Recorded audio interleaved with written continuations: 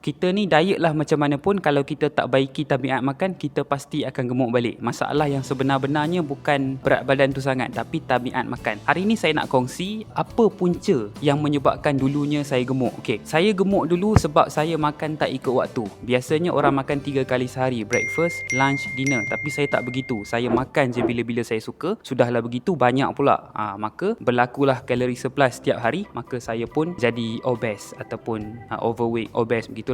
Di sebalik makan tak ikut waktu, makan banyak saya itu sebenarnya apa? Setelah saya muhasabah balik, apa yang saya dapat adalah sebenarnya makan tak ikut waktu, makan berlebihan saya itu adalah satu jenis eating disorder. Apa itu eating disorder? Okey, eating disorder ni dalam bahasa mudahnya adalah kelainan dalam tabiat makan. Tabiat makan yang tak betul lah, senang cerita. Okey, jadi ada beberapa eating disorder yang kita perlu tahu. Yang pertama adalah anorexia nervosa. Anorexia nervosa ni adalah apabila seseorang itu takut nak makan. Kenapa dia takut nak makan? Sebab dia rasa bila dia makan dia akan gemuk. Dia takut nak makan padahal dia tu sebenarnya dah kurus dah. Yang kedua, bulimia nervosa. Bulimia nervosa ni dia makan banyak. Dia makan banyak sebab dia macam tak boleh kawal. Dia dah kenyang tapi dia masih lagi rasa nak makan. Dia makan. Akhirnya dia menyesal sebab dah makan banyak. Dengan sebab penyesalan itu dia muntahkan balik. Seterusnya adalah binge eating disorder. Binge eating disorder ni lebih kurang bulimia nervosa juga. Cumanya bulimia nervosa tadi tu dia muntahkan balik.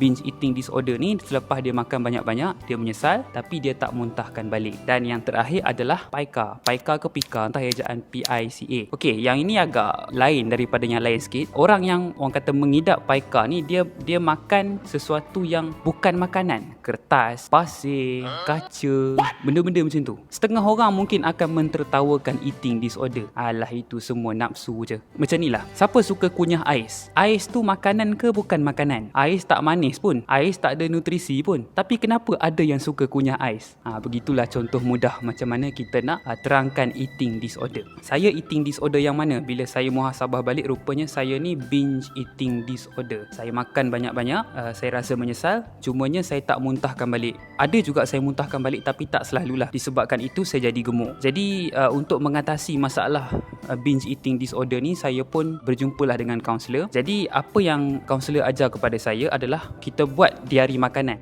Kita tulis apa yang kita makan dalam masa sehari itu, dan kita tulis juga sebab kenapa kita makan. Contoh, saya makan nasi lemak pukul 7 pagi. Sebab adalah sarapan. Lepas tu saya makan pula apa? Saya makan yogurt pula contohnya. Sebab apa? Sebabnya adalah mungkin snacking. Okay. Jadi saya buatlah macam tu. Tulis apa saya makan, tulis sebab. Tulis apa saya makan, tulis sebab. Akhirnya dalam satu sesi kaunseling tu, saya dan kaunselor tu dapat simpulkan punca yang menyebabkan saya jadi makan berlebihan sangat ni adalah saya ni adalah satu orang yang menjadikan makan sebagai coping mechanism. Bila saya sedih, bila saya kecewa, saya akan makan. Sebenarnya binge eating disorder itu adalah side effect kepada kehidupan saya. Dan alhamdulillah, setelah masalah-masalah itu dapat diatasi, binge eating disorder ni pun semakin lama semakin hilang. Cuma adakah dia terus hilang? Sebenarnya tak juga. Kadang-kadang dia ada juga. Biasalah, kita sangka penyembuhan tu macam ni terus je kan. Sebenarnya penyembuhan bukan macam ini. Penyembuhan macam ini. Ada masa okey, ada masa tak okey sekejap, ada masa okey balik. Walaupun mungkin kadang-kadang kita gagal dalam menyembuhkan diri, kita kena ingat kegagalan itu biasa. Tak mengapa untuk gagal, asalkan kita tidak berputus asa